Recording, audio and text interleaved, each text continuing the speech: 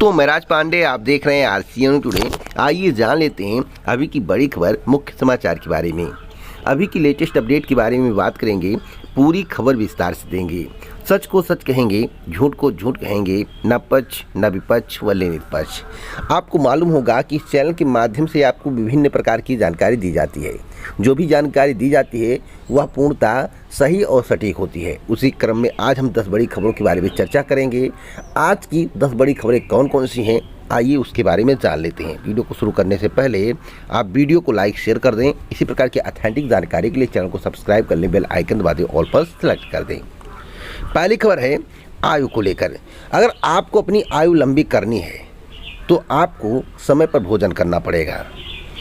कम calorie वाले भोजन का पूरा फायदा भी तभी जब वह नियमित समय पर लिया जाए। तो अगर आपको कैलोरी अधिक मात्रा में चाहिए, ऐसे फूड खा रहे हैं जिसमें कैलोरी की मात्रा कम है और शरीर में ज़्यादा बेनिफिट पहुंचाना चाहते हैं, तो नियमित भोजन करना पड़ेगा।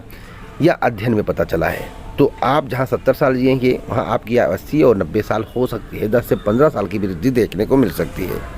तो लगातार अध्ययन हो रहे हैं और इसकी पुष्टि भी हो रही है। ऐसा करने पर फ़ायदा भी मिल रहा है। तो आप भी नियमित भोजन करें, व्यायाम करें। अगली अपडेट है दरोगा भर्ती को लेकर। जैसा कि आपको मालूम होगा, इस चैनल के माध्यम से आपको बताया गया था कि दरोगा भर्ती में जमकर धांधली हुई है। अगर धांधली ना हुई होती तो लोग पकड़े नहीं जाते। आज के समाचार पत्र में खबर आया हुआ है, दरोगा भर्ती परीक्षा में 12 और जालसाज परीक्षार्थी गिरफ्तार। आरोपियों में सहारनपुर और शामली के भी शामिल है। तो एक ही नहीं, 2 नहीं, 10 नहीं, 15 नहीं, 20 नहीं, सैकड़ों हो सकते हैं। इसकी जांच होनी चाहिए और जब तक इसके लिए कमेटी गठित नहीं होगी, निष्पक्षता से जांच नहीं होगी, तब तक भर्ती पूर्ण नहीं होनी चाहिए। इस भर्ती की जांच होने के बाद ही भर्ती को कंप्लीट करना चाहिए, जिससे योग्य अभ्यर्थियों का चयन हो सके। तो यहाँ पर बताया गया है कि दरोगा भर्ती परीक्षा में और जालसाज परीक्षार्थी दबोचे गए। पकड़े गए सभी परीक्षार्थी, यानी कि जो दरोगा भर्ती में सालभर गैंग के माध्यम से परीक्षा दिए थे, पकड़े गए आरोपियों में महानगर पुलिस ने गिरफ्तार कर उन्हें कोर्ट में पेश किया है, जहां से जेल भेज दिया गया है। अब तक इस परीक्षा में फर्जीवाड़ा करने वाले 18 जालसाज पकड़े गए हैं।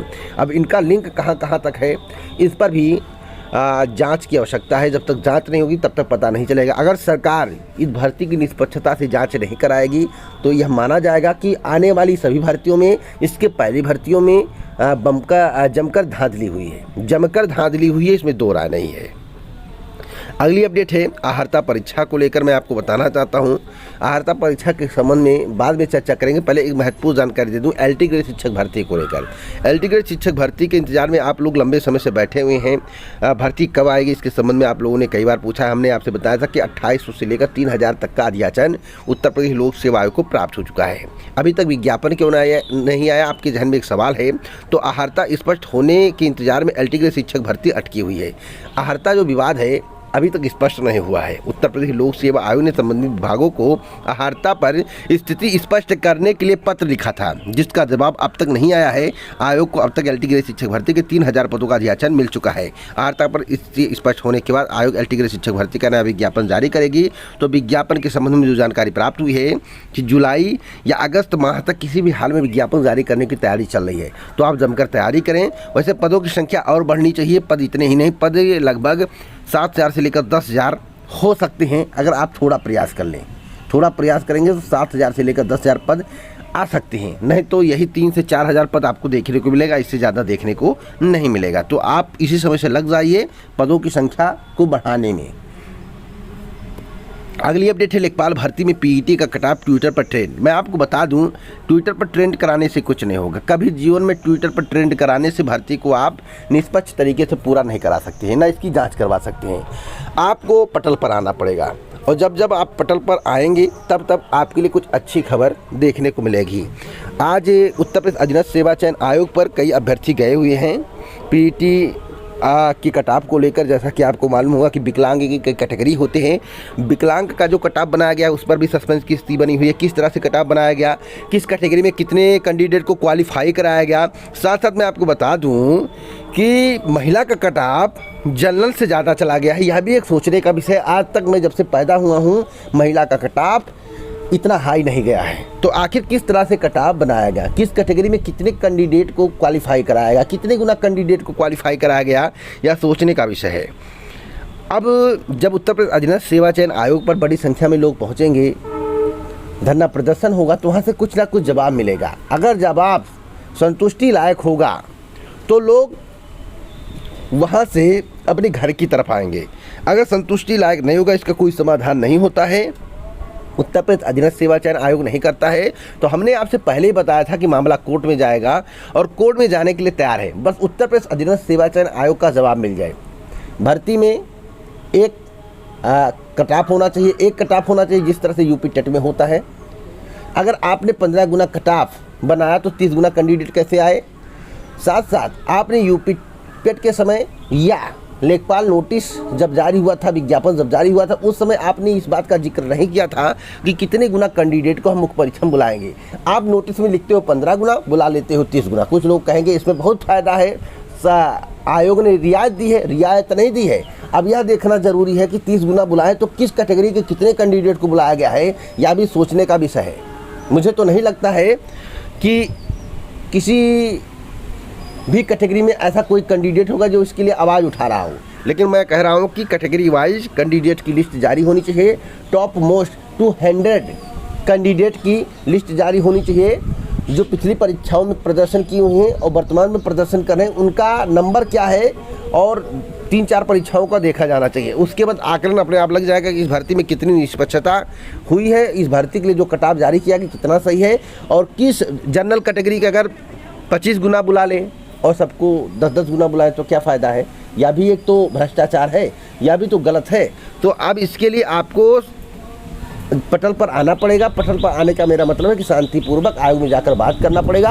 अगर आयोग से जवाब संतुष्टि भरा मिलता है तो कोई बात नहीं, आप शांत हो जाइए, घर चलिएगा, मुख्य परीक्षा की तैयारी करिएगा, नेक्स्ट पीटी की तैयारी करिएगा।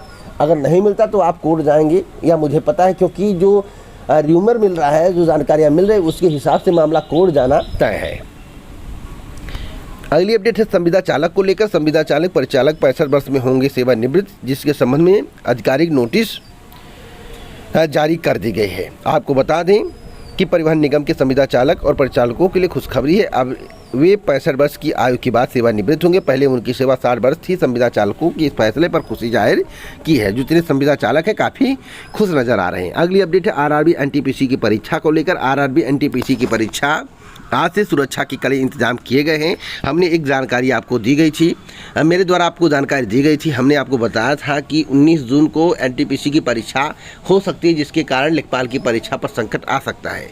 हो सकती है, लेकिन संकट तभी आएगा जब बड़ी संख्या में उत्तर प्रदेश अधीनस्थ सेवा चयन आयोग को ज्ञापन मिलेगा। नहीं तो परीक्षा लेखपाल की निर्धारित तिथि पर होगी और एनटीपीसी की होगी।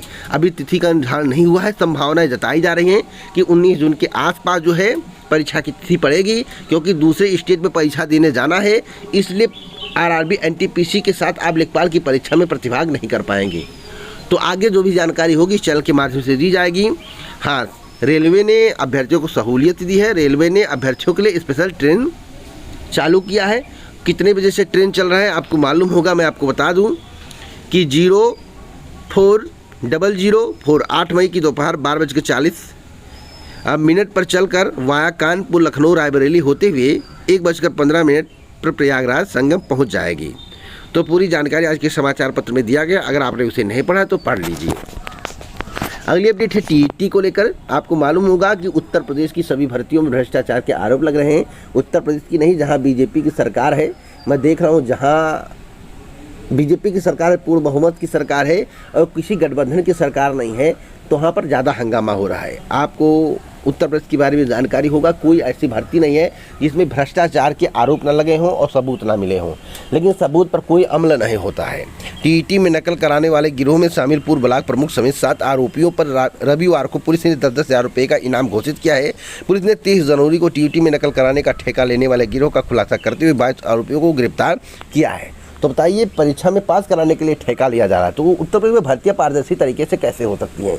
पहले आरोप लगता था पिछली सरकार में भ्रष्टाचार, पिछली सरकार में भ्रष्टाचार, वर्तमान में क्या हो रहा है, इसका जवाब आप लोग कमेंट बॉक्स में जरूर दीजिएगा।